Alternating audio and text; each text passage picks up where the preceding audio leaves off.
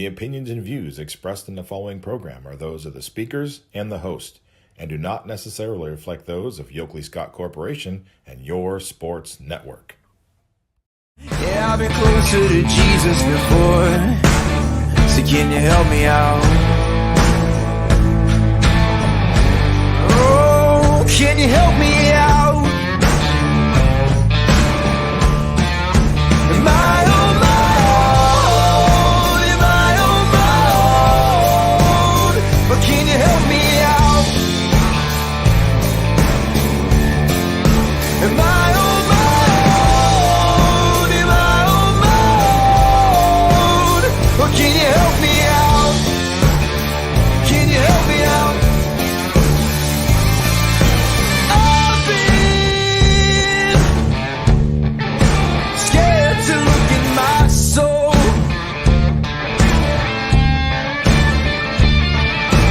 I've been afraid I would follow the road. Yeah, afraid of the things I've been told. Hello, everybody. Welcome inside a wonderful Monday edition of Running Point on ysnlive.com. As always, brought to you by Greenwood Chevrolet in Austintown. Anthony Hartwig with you as always. And we're going to put the sponsor in the top right corner like I always do, so you know where to go. If you are in the market for a new or used vehicle, check out our buddies, our friends, our good sponsors at Greenwood Chevrolet in Austintown. They go the extra mile for you, so you don't have to. And we try to do the same here on this show every single day, Monday through Friday, 1 to 2.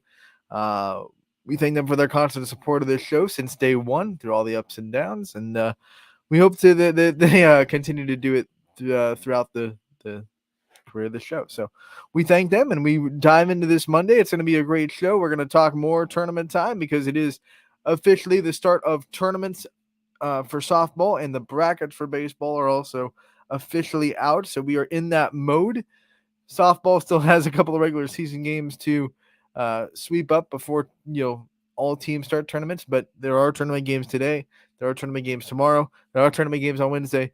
And yes, there are tournament games on Thursday. So it's tournament time. There's still some regular season games to be had as well with the weather last week. There are a lot of makeups to be had. So with that being said, I want to remind everybody that when you're watching softball this week, make sure you know whether it's a tournament game or a regular season game on YSN, because if it's a tournament game, it will be pay-per-view, like all of our playoff games for basketball, football, volleyball, whatever it may be.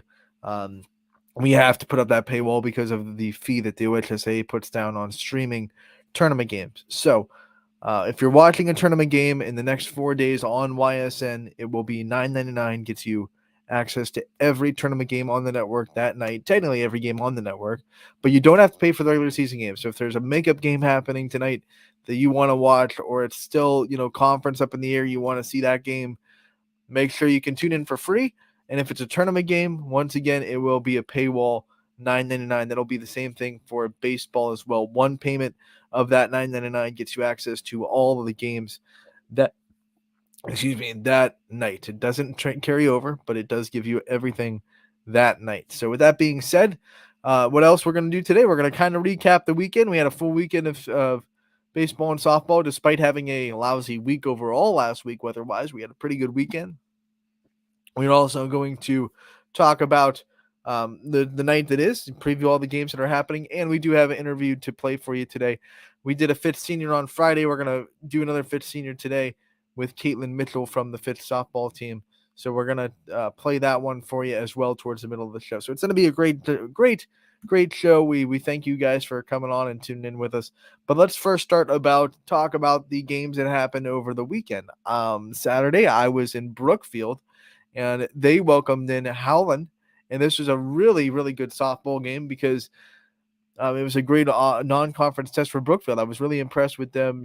Obviously they're going to bring in Columbiana tonight, and they're playing Howland on Saturday. So two back-to-back really, really good pitching staffs and arms to look at before tournaments. Brookfield is taking this Division III bracket that we talked about in this Division III tournament, which we've talked about at length, about how hard it is. They're taking it very seriously with two really good pitching staffs in back-to-back games. On Saturday, Brooke Tater was in the circle for Howland, and for about 3 innings, she really handcuffed this Brookfield offense. And Zoe King was really lighting up the Brookfield defense. 2 home runs, 2 solo shots in her first 2 at bats, put Howland up 2-0. They eventually had the game tied at 2 and then went back up 3-2. So Brookfield was playing from behind all day. 2-0. Okay, we're gonna tie it. Then Howland comes right back, answers, gets right back on the board, 3-2. And then it was that bottom of the 4th inning that was the difference. Brookfield got a 2-run home run from Abby DeJoy to give them that 4-3 lead. They added 2 more the next inning to make it 6-3, and they never looked back from that momentum swing. Abby DeJoy is one of those players that can absolutely make a difference in a game with one swing. It was her 13th home run of the season. She is currently tied with Gabby Gradishar for the Ysn Network lead. They both have 13 home runs down the final stretch of the regular season. And both teams have some regular season games left and obviously a tournament run. Champion still has to finish out their MVAC slate. They'll do that with Crestview. They'll be at Crestview on Wednesday and then home against Crestview on Friday. Brookfield, of course, is playing Columbiana tonight, so they still have some regular season games. And then, of course, their tournament run also starts this week as well. So it's going to be really interesting to see, who kind of wins that home run battle for Ysn Network. I am personally going to, even though tournament time, I'm not going to take into account, like, if one team makes a deeper run than the other, hey, they're going to win the home run title because they had X amount more games. I mean, I think end of regular season is a good bar for me to say, hey, in my mind, I'm not saying I'm the official spokesperson of YSN or the YSN network, but in my mind, I'm going to be like, okay, end of the regular season, if you were ahead in the home runs, you won the home run battle in the 22 to 27 games you played. You're allowed to play 27 in softball. I think a lot of people don't know that because in every other basketball, volleyball, it's 22. Softball, they let you play a little bit more. So you're allowed to schedule 27 games to be on a regular season. So I don't think any of our teams have gotten to that because of the weather. But if you do get blessed with great weather, you are allowed to play 27 softball and baseball games. So, tournament run, like if one of those people makes a huge tournament run and they hit 3 home runs more, it's kind of like, well, one individual stats he can't control. You yourself as an individual can't control how far your team goes. You can try your best and you make the biggest impact on the game you possibly can, but at the end of the day, even if you hit 2 home runs in a day, and maybe they're both solo shots, the rest of your team just can't get a hit, or maybe your pitcher's struggling that day, it's not on you, but at the same time, it's like, are you really gonna say that you didn't win the home run battle? Just like, baseball in the MLB does it. You win the home run crown at the end of regular season. They don't count your postseason stats for your season achievements. The home run crown goes to the player that leads at the end of the regular season with home runs, not leads after the end of the whole postseason. So in my mind, this my own opinion. When I'm talking about on this show, leading the YSN network in home runs, I am going to end that conversation at the end of the regular season, which will be at the end of this week, really, because after this week, every team should be done with the regular season. Same thing with power rankings, by the way. If you saw the power rankings on the Diamond Roundup show yesterday, for softball, we have one more week. Like, this is the final week. We're going to have a power rankings next Sunday, and then that'll be the last power rankings. So wherever your team falls next week on Sunday, that is the end, the cutoff line of the YSN softball power rankings. I think we might do baseball one more week because they're a week behind softball. So their last week of the regular season will be fitting tournament games in the week after. So the power rankings will be calculated there. And the other thing that I think we have to talk about with Sam, just to make sure, we have to not count the tournament wins that these teams get this week into the power rankings. So it should be a regular season poll, so a regular season list. So the only wins that count this week for these teams, for these softball teams, should be, in my mind, regular season wins. So we'll see where everyone stacks up at the end of the week. Obviously, there are a lot of teams that are balancing getting their tournament run started while also finishing their league responsibilities. So we'll see how it goes, and I hope that we have a really good list on Sunday to put the power ranking finale up. But back to this Brookfield Howland game that I got distracted with, talking about Abby DeJoy being in 13. The other thing I wanted to mention about her, and I was completely wrong. For the last couple of weeks, I've been saying that 17 was the record by Bailey Drapola from Brookfield for home runs in a season. But if you look on her Pittsburgh softball bio, by the way, Pittsburgh softball, thank you so much for the sweep of NC State, got Georgia Tech into the ACC tournament. So thank you for that. Bailey Drapola was a walk-off in game one. That's awesome. But, you look at her bio at Pitt softball, the senior it says right there, a record holder for home runs in a season with 14 at Brookfield. So the record is 14 and Abby DeJoy is 13. So one home run from tying Bailey Drapola's home run record in a season at Brookfield, 2 home runs from breaking it. We'll have to keep an eye on whether or not Abby DeJoy does that. Now, they will count postseason home runs for that because it's kind of the whole season is incorporated into a program season is incorporated into tournament games.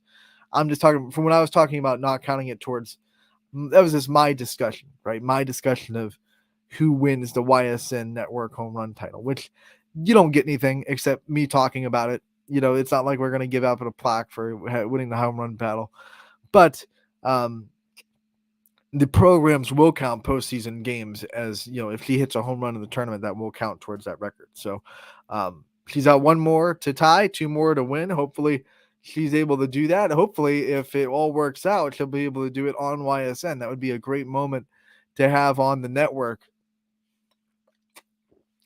So, by the way, back to that, hit her 13th home run. Brookfield won 6-3.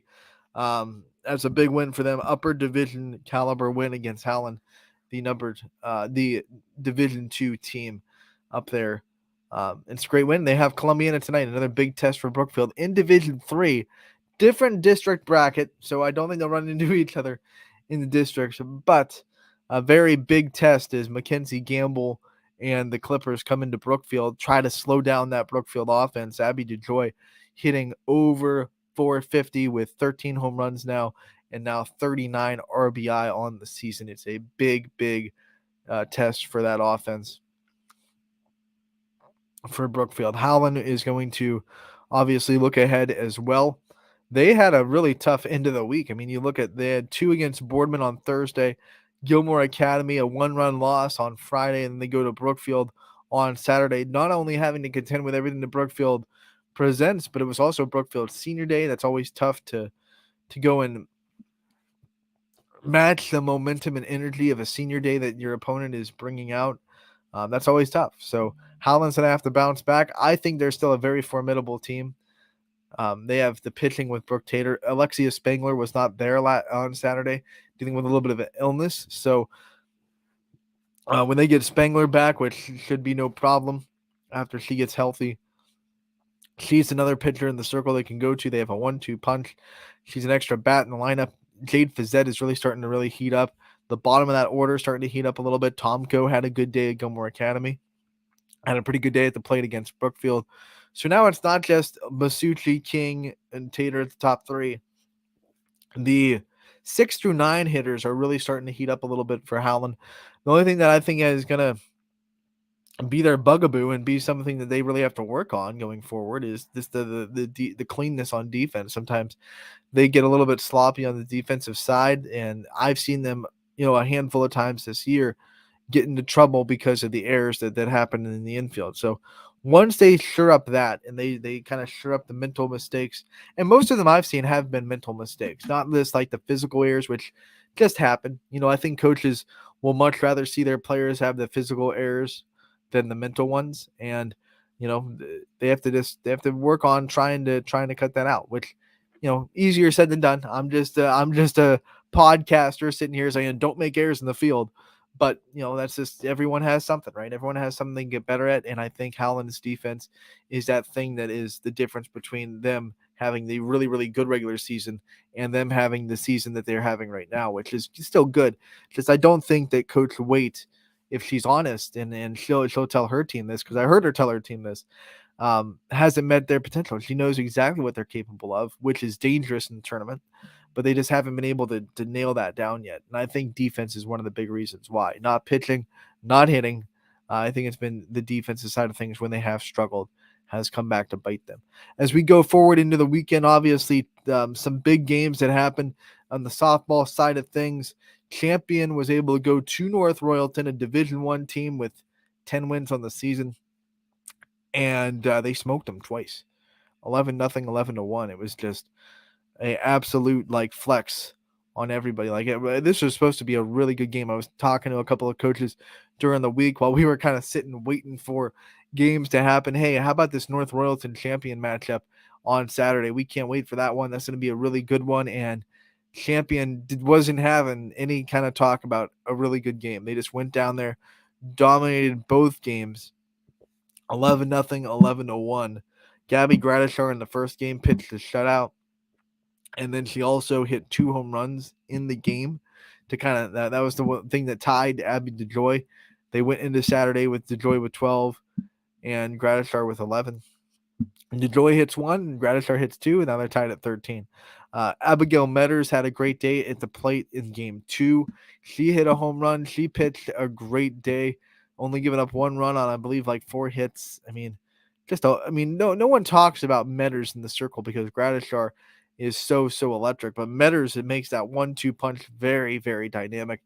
And she's also a big bat in that order too. So I think the senior for Champion maybe doesn't get as much love as she should, not only with all that stuff that I just said, but remember she's a senior leader of this team. And no matter where you are, whether you're as good as they are in the youth at Champion, or you're someone that leans on a lot of senior leadership, you can't take for granted those players that are upperclassmen that are kind of setting the tone for everybody else. Even if there's a lot of young talent, I don't think the tone needs yelled at to people like Addie Warzela and Gabby Gradishar, but you do have Metters there to kind of set that bar, set that tone, and keep that program on the right path. So Champion gets 2 big wins in North Royalton, 11-0, 11-1. South Range goes and wins the NE8 outright with a win over Lakeview. This game was wild because Lakeview and South Range both were up at Stowe playing Stowe, and they just said, let's play each other too while we're up here. So Lakeview played South Range, Lakeview played Stowe, South Range played Stowe. It's kind of one of those 3-team round robins that we've seen a couple of times this year at different places. South Range beat Lakeview 4-1. South Range beat Stowe 1-0, so it was a great Saturday for them. Julie Stakowicz pitched both those games and lights out in both of them. 1 run for Lakeview, shutout to Stowe. And then Lakeview actually beat Stowe in the next game 7-4. So Lakeview's able to bounce back and get a big win over Stowe Monroe Falls, a Division I team that a lot of coaches actually swerved in the district. They were like, let's go over and try to face Green, and Green's the top seed in the other district, and Walsh and teams like that. I saw a lot of teams that probably could have won and attacked Stowe, and they were like, and now you see Lakeview and South Range both take it to Stowe on a Saturday. So that's a great day for those 2 programs. We saw some great baseball as well. We saw Louisville bounce back, get a couple of wins on the softball side against Lake baseball. They are on a little bit of a skid. So Louisville, both ends of the spectrum. That's why I think when we had the power rankings up for baseball, you saw Louisville drop a couple of spots. But once again, we've talked about their schedule in a multitude of ways, and we don't want to beat the dead horse about their schedule, but it is so good with the independent and D1 kind of caliber schedule they play. They almost play the entire Federal League in both baseball and softball. So that tells you one thing you have to know. They're pretty much a honorary member of the Federal League is the way I would describe them, because they're not in that conference, but they play a lot of them. Ursuline got the shutout over United 3-0. That was a big one that we saw happen.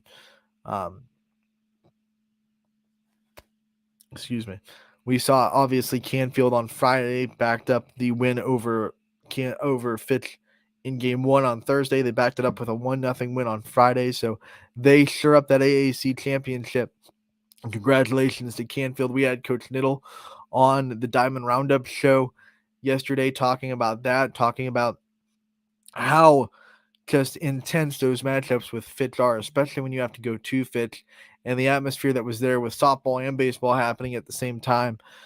It's hard to go on the road to Fitch and get that win. And he was talking about it, and he just said this year it was a really good baseball game. The ball bounced our way. And last year it didn't. He acknowledged like last year it was the same way. Very competitive. The ball didn't bounce our way last year. This year, very competitive again. Both teams played exceptionally well, and the ball bounced our way. And I've talked about it before, and I was loving having Gary kind of just solidify this idea because I've been saying it all year. There's these games that happen on baseball and softball diamonds where it's clearly two very high level softball or baseball teams, and the ball bounces one way or the other. And it's not exactly saying like, hey, this team is so much better because they made that play.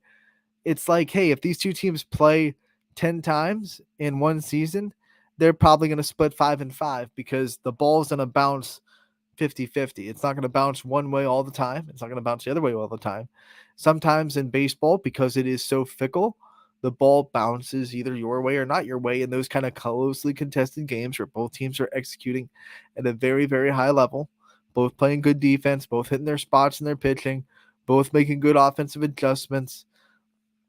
It's sometimes, I mean, I hate to say it, but sometimes it just comes down to luck. I don't like that word in sports because I think hard work creates the luck that you see.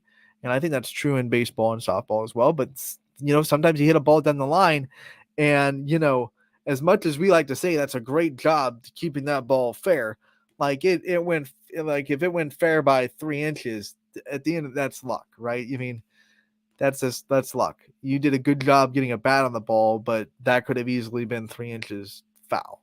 You know, it's luck. It's luck. Sometimes there's luck in baseball and softball. It's a fickle sport, and that's just reality. It's not taboo to say that was a lucky hit, right? Sometimes you hit one that's a ground ball in the infield and it goes off of the pitcher's foot and it deflects. I talked about that in the Western Reserve McDonald game.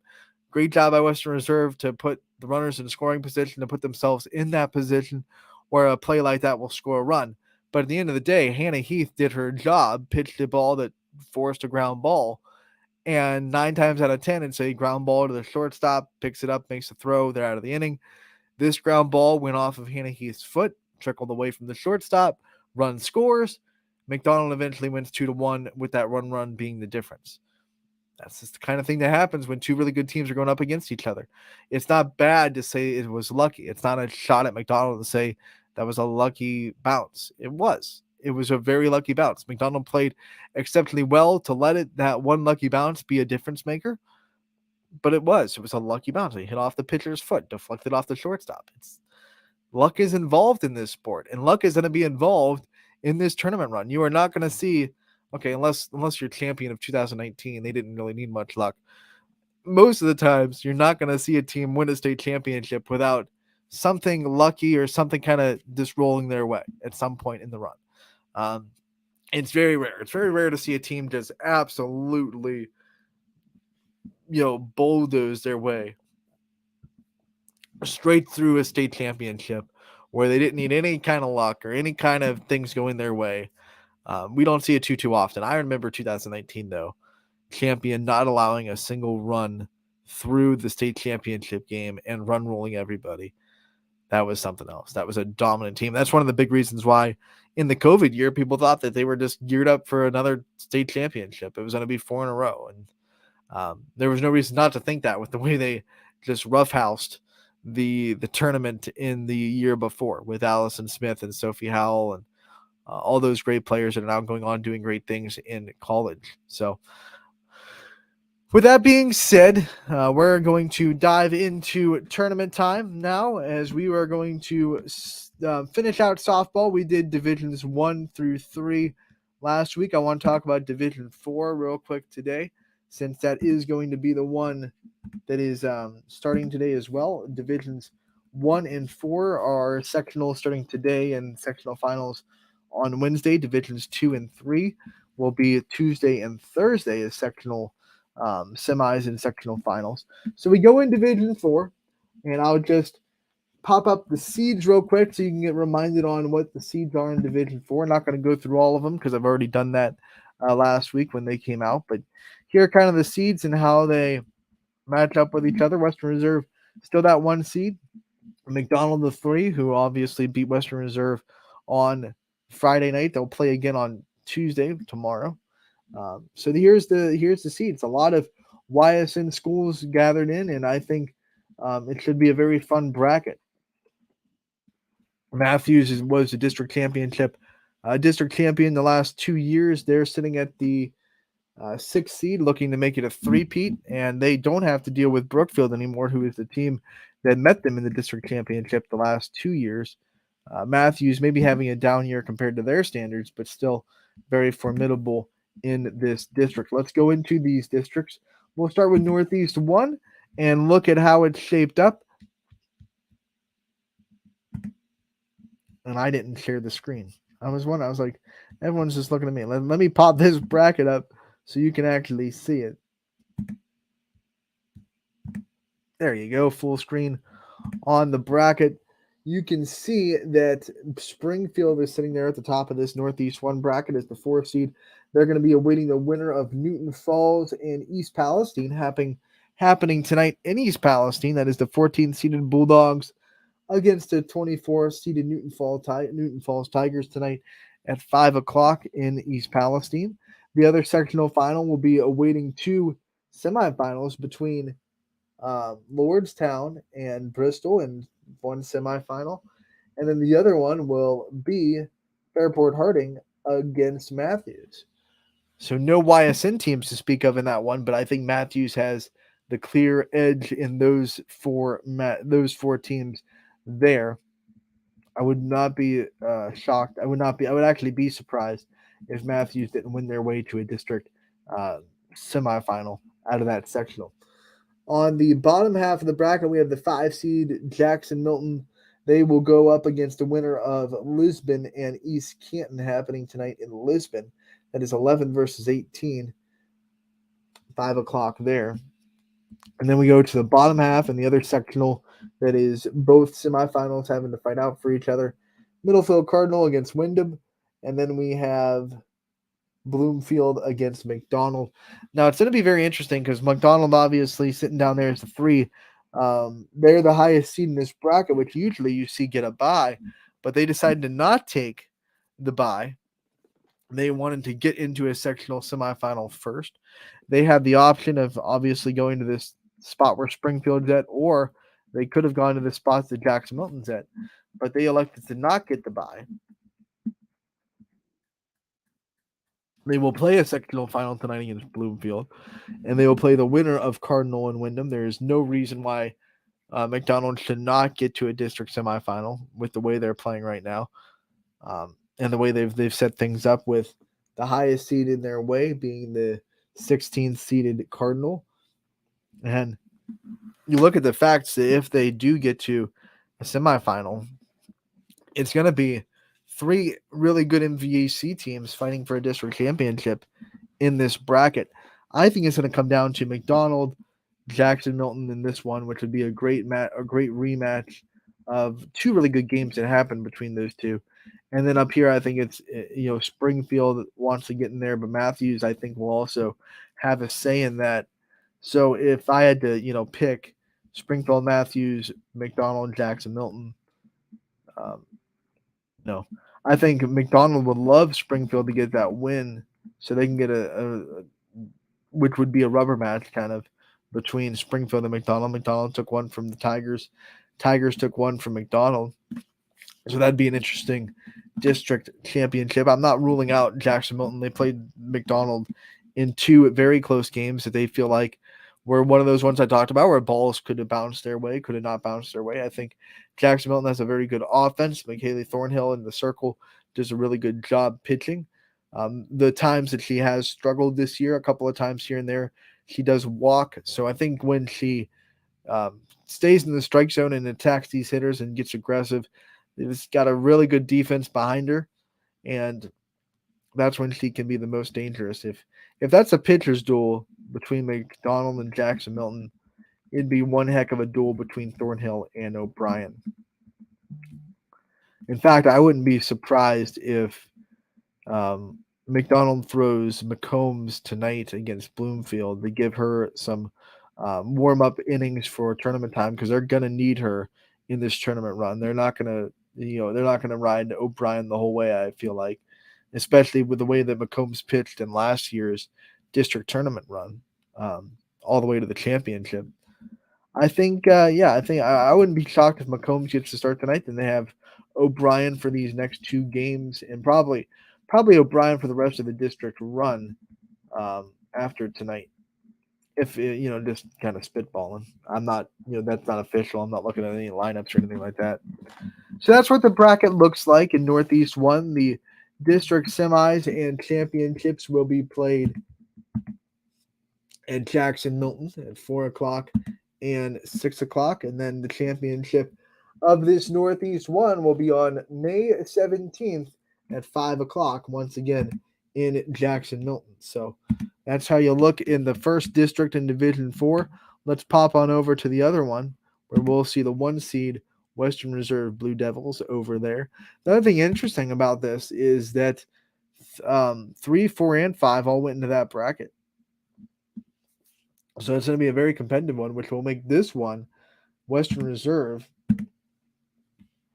Those have to deal with the 2 seed, and then everyone else kind of went into the other bracket because they didn't want to have to deal with the 1 and 2 in the same scope. We've seen that happen in many sports over the last couple of years since the Super District kind of became a thing, where the 2 goes right after the 1. And that makes that bracket, other than those 2, a little bit less competitive. And then it makes the other bracket super competitive because 3, 4, and 5 all just decide to say, hey, let's just all have fun in one bracket instead of us trying to go after 1 and 2 in the same district. So 2 seed Shocker, they're sitting there with a bye. They'll await the winner of JFK and St. John there with the 21 versus 15 at Warren JFK on tonight at 5. We have Maplewood against Wellsville, which is also tonight at 5, and that game will be in Maplewood. The other sectional semifinal of this half of the bracket is Southern hosting Latonia tonight at 5. The winners will play each other there. I lean towards Southern in those 4 matchups, so they're the 7 seed. They've been having a pretty good season out of the EOAC, a little bit under the radar. Badger is sitting down here with a bye as the 8th seed. They'll play the winner of Waterloo and Middle Ridge, which should be a pretty fun one tonight. 9 versus 12, and that's going to be at 5 o'clock. I believe that one's going to be on the network. We'll confirm that when we go on to our preview later on in the show. And then at the bottom, of course, you have the 1 seed Western Reserve with the bye.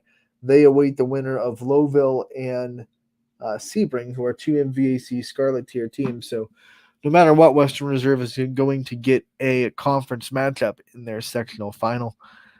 So if chalk plays out, it would be Western Reserve against Badger in the district semifinal. But I actually think Middle Ridge is the best team out of those 3. With their pitching, and I think they have hitting that's pretty dang good. So I wouldn't be surprised if it's Western Reserve, Middle Ridge, and an all MVAC Scarlet Tier district semifinal there. We go to the top half, and this is my feelings about the way this one might shape up. Obviously, Chalker is a very good team outside of the Ysn network. We just saw them lose to Pymatuning Valley by 1 run. That's a 15-win Division 3 team.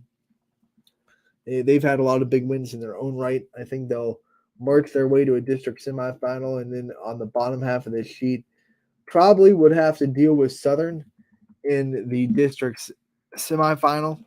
That would be the 2 versus 7 if chalk plays out.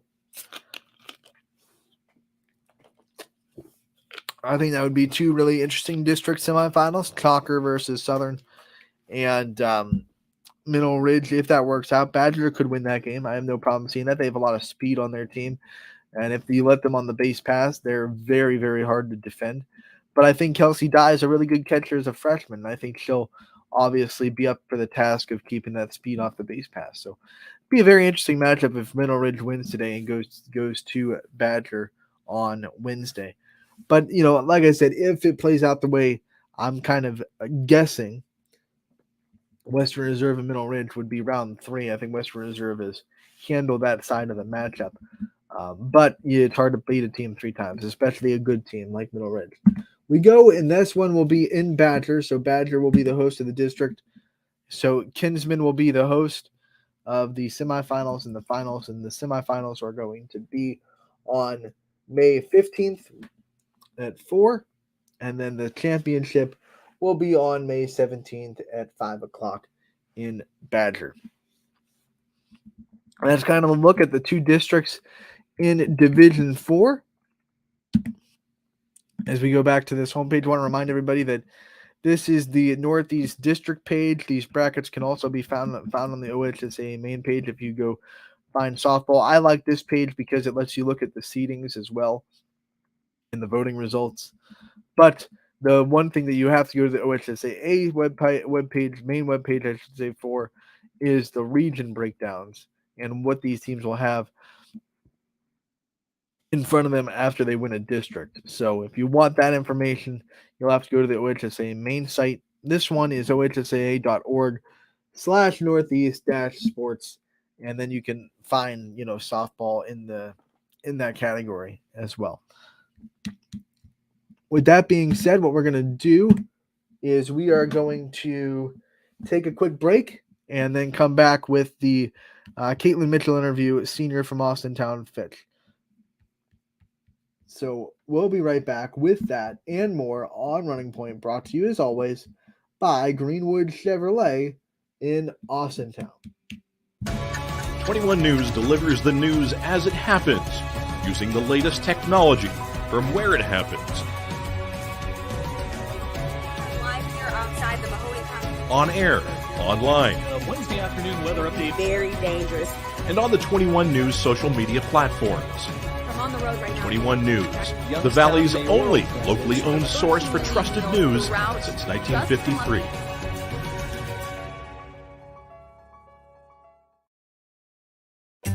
As fine as the eye can see, the finest hardwoods from the finest trees. Made for your home and within your means, Baird Brothers will help fulfill your dreams. Let life and light come shining through in quiet morns. And heavy traffic, too. Find your easy-to-afford fine hardwood floors and doors and more at BairdBrothers.com. Every customer has a story, and at Greenwood Chevrolet, we are committed to making sure it ends with you in the right vehicle. I get to be part of somebody's adventure, whether it's buying a car for the first time, helping them get approved, or finding the perfect car for their budget. I'm proud that people trust me with their finances. They trust me to take care of them, and they trust me with their story. I'm Tracy, and I'm ready to go the extra mile for you, only at Greenwood Chevrolet.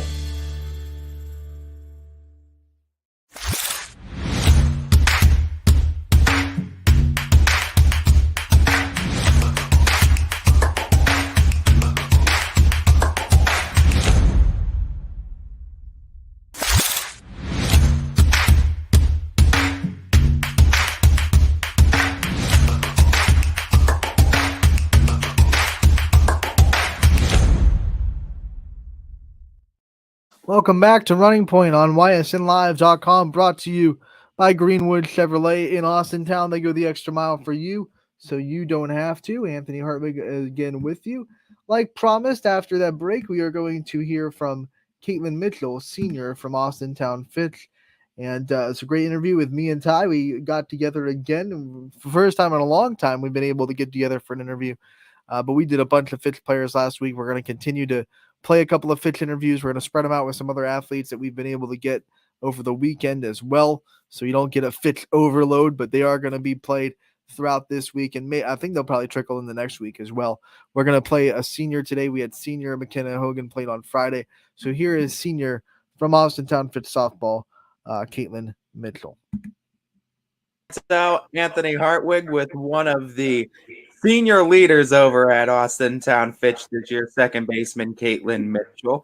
Caitlin, how we doing today? Good. Thank you guys for having me. Oh, no problem. Thank you for joining us today. Caitlin, I mean, this senior year, you told me last year after junior season ended that this was going to be a year that you're excited for, and this is a year to watch out for. Talking about your experience with Austin Town Fitch, how incredible has this senior year been for you, and what's the different feeling like being one of the leaders on this team now? Well, I've grown up with all of these girls on the team, so going 4 years playing with them, coming into my senior year, it's been great being able to stick with everyone and being a leader for the underclassmen. I really like just making sure they're all good and just showing them that they can be great. I mean, you came into this year and, you lost a couple of really, really good seniors last year, and you knew you were bringing in a really good freshman class. So you and the fellow seniors and the leaders of this team, what was it like preparing for the season, knowing that you were going to have a lot of leadership responsibilities and you were going to be bringing a lot of new faces onto the varsity level? So yeah, there's a lot of freshmen that we knew were coming up and they were going to be great, and they filled spots that were key roles last year with our seniors last year. So it's nice seeing these freshmen come up, being able to play, and it's nice. You're about to be closing a chapter in high school, opening a chapter in college, but I actually want to go to the first chapter of this softball career. What's some of the earliest memories you have playing the sport, and when did you start getting involved in the sport? I probably started playing softball when I was around 4 or 5 years old. I didn't play t-ball. My dad put me directly into coach pitch, and I just remember him always teaching me, trying to throw me front toss in the front yard. That's probably my most memorable moment with my dad, just him pitching me front toss in the front yard. That's where he taught me a lot of stuff. Was there a moment throughout the career where you kind of fell in love with the sport and you wanted to put a lot of time into it?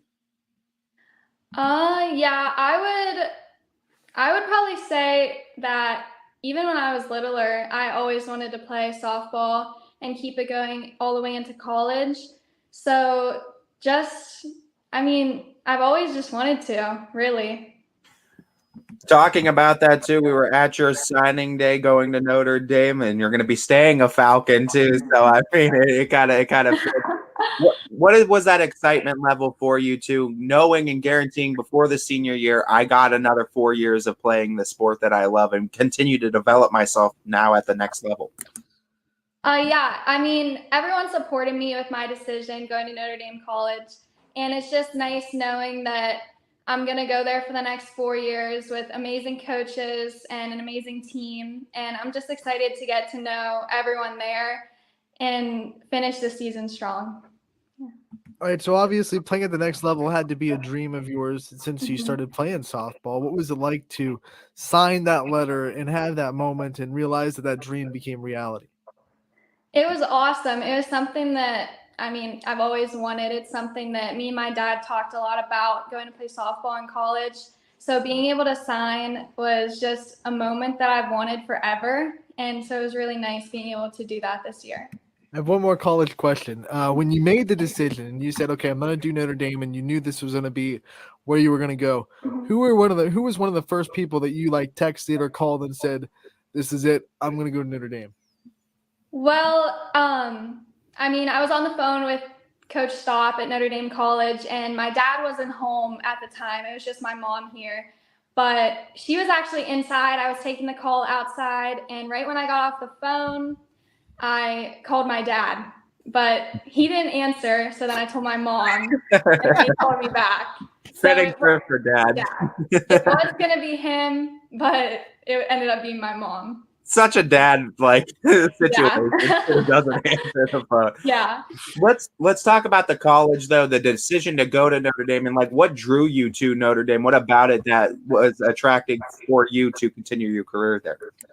Definitely, I went there and I saw the environment that was there. The coaches are so nice, and just meeting with them was something that really sparked my interest in going there.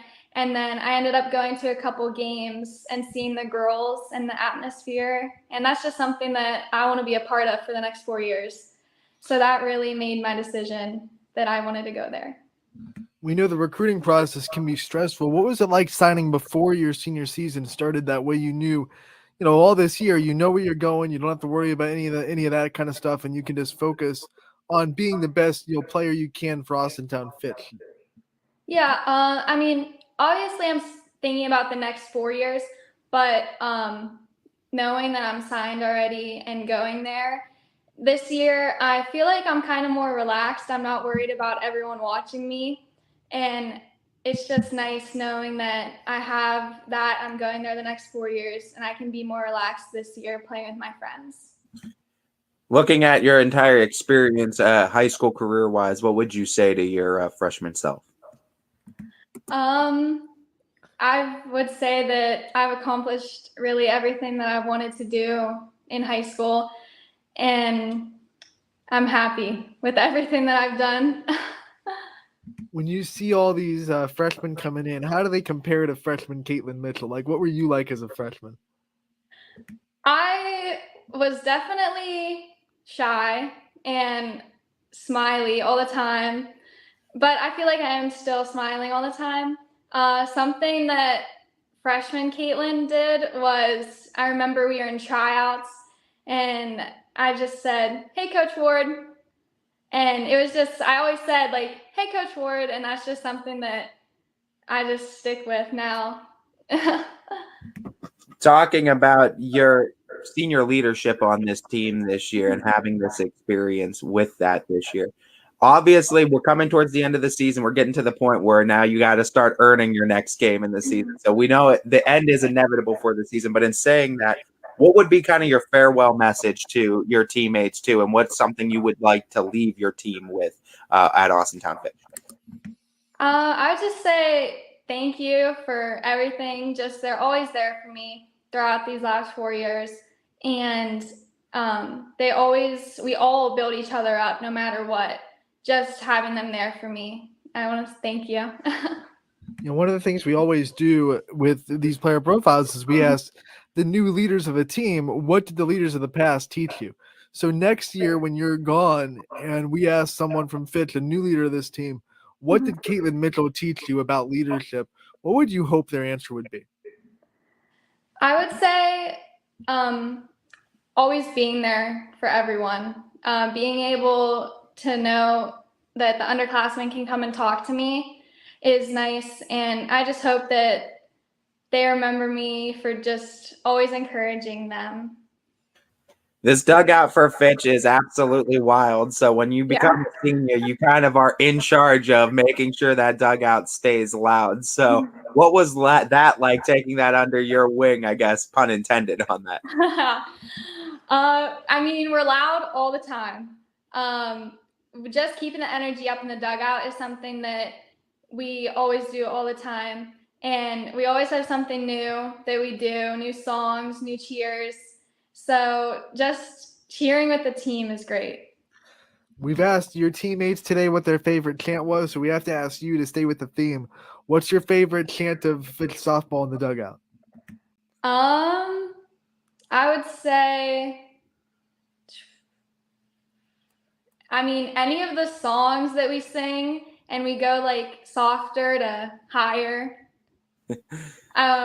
That is my favorite thing to do, singing.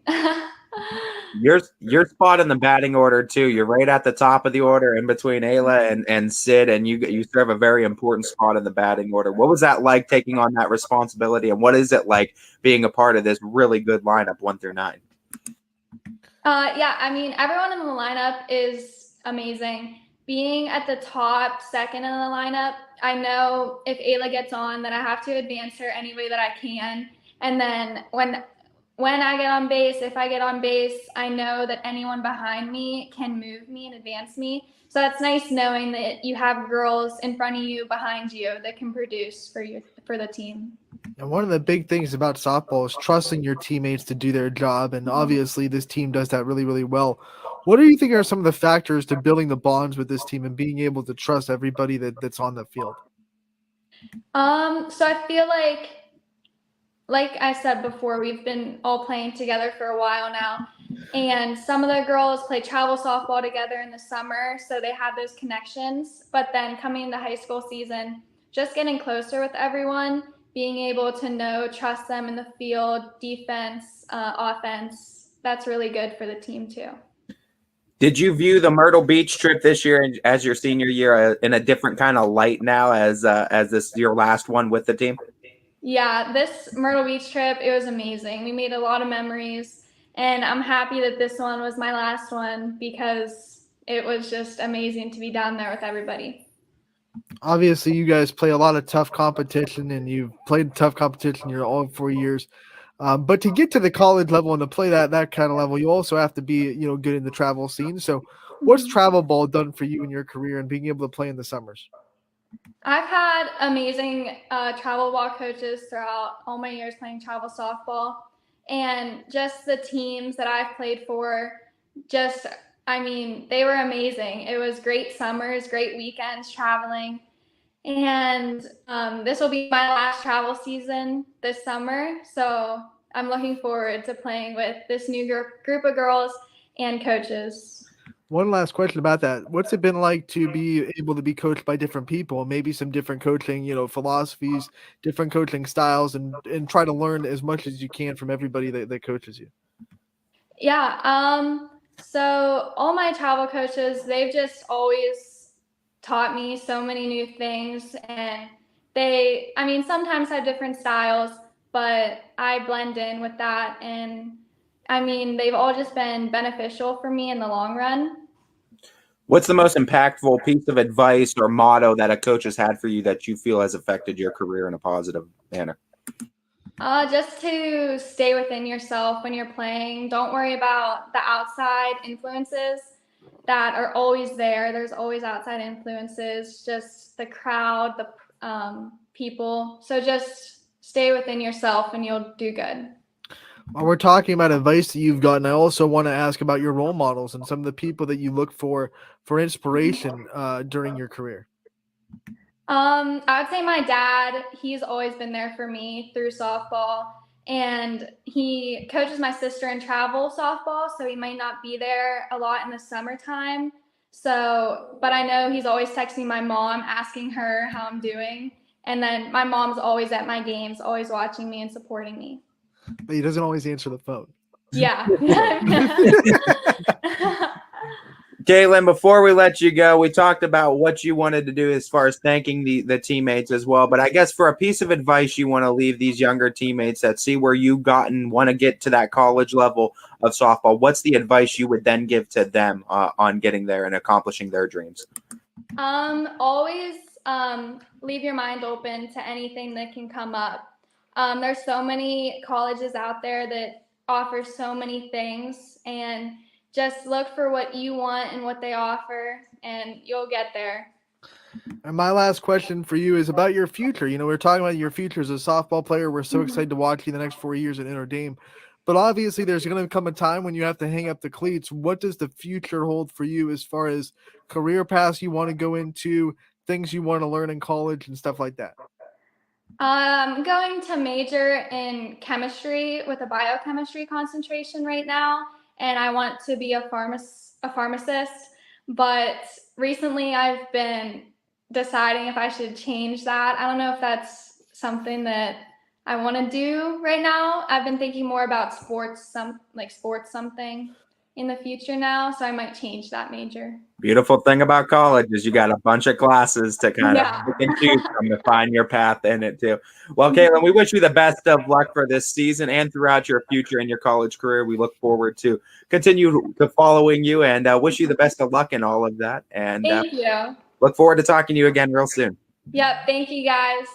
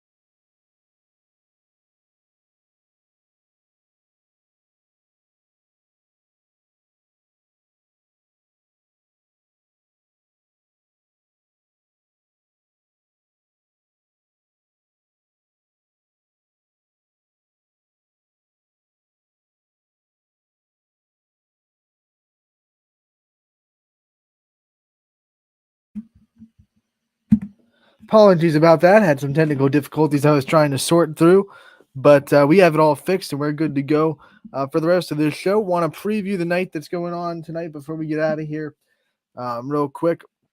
On the network tonight, we're going to have 1, 2, 3, 4, 5, 6 baseball games.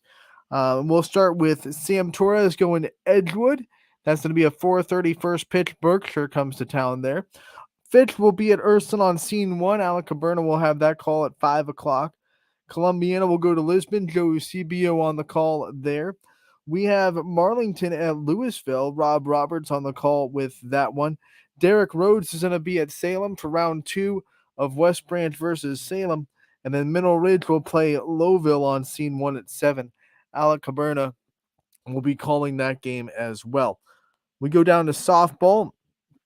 Canfield making up the regular season matchup at Boardman. I'll be on the call there.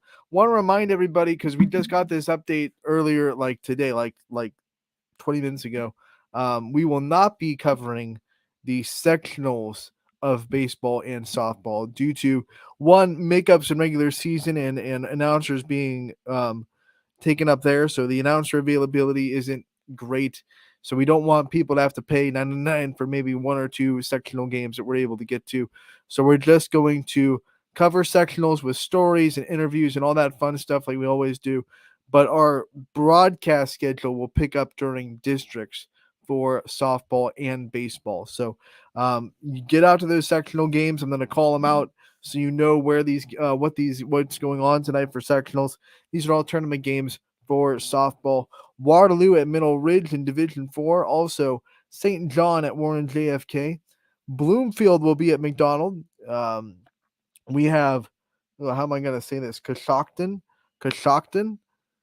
at Edison. East Canton at Lisbon. Lakeside at Brush. We have Latonia at Southern. Newton Falls at East Palestine tonight in the sectional semi. Sandy Valley will be at Beaver Local tonight. Sebring will be at Lowville. Salem is at Louisville. Wellsville at Maplewood. And Wyndham will be at Cardinal. So those are the sectional semifinals happening tonight in softball. There are some regular season matchups going on as well. Poland will be hosting Niles. Struthers is going to be going to Hubbard. And South Range goes to Girard. South Range finishing out their NE8 slate tonight and tomorrow. They are already conference champions, but they are trying to go undefeated in the conference. They did not go undefeated last year. They missed the undefeated season, even though they won the league last year. Lakeview was able to knock them off last season. So South Range trying to finish undefeated in the league, I believe for the first time in a little bit, because 2 years ago, which was Bree Kohler's senior season, they lost once to Poland. They split that season series. So it'd be the first time that South Range has been able to go undefeated in the NE8. My memory bank is so washed away. I know I covered so much of them in 2018 on YSN. I believe they lost to Poland. I think Poland won the NE8 that year. So in 2020 there wasn't a season. Yeah, I think it'd be the first time since the NE8 was concepted that it would be undefeated season for South Range. Not the first league championship, but the first undefeated league season. If I'm wrong, please let me know, because I'd like to be right, but I'm trying to just do that based on memory. I know last year they lost to Lakeview once, won the NE8. I believe they split with Poland two years ago. Obviously, there was no season in COVID. 19, they lost the conference to Poland. That was the year that Poland went to the state tournament. 18. See, my memory can't remember 18. Welcome to Running Point. This is what you get. My rants. Let's just one more thing. The baseball games that are happening tonight that will not be on the network, but you can still go out and watch. Camel will be at La Brea. Cardinal will be at Grand Valley. We have Crestview at Newton Falls tonight.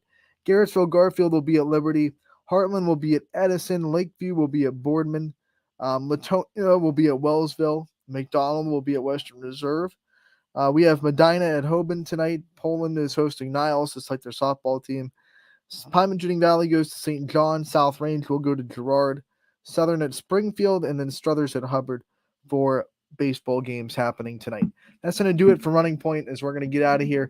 Make sure to check out all the games, 1 softball game, 6 baseball games on the network tonight. ysnlive.com/live is where you can find it on Running Point.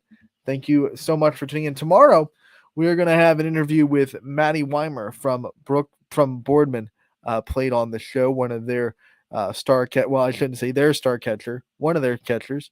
And the junior upperclassman joined us a little bit earlier last week, and we'll play an interview with her tomorrow on Running Point from 1 to 2.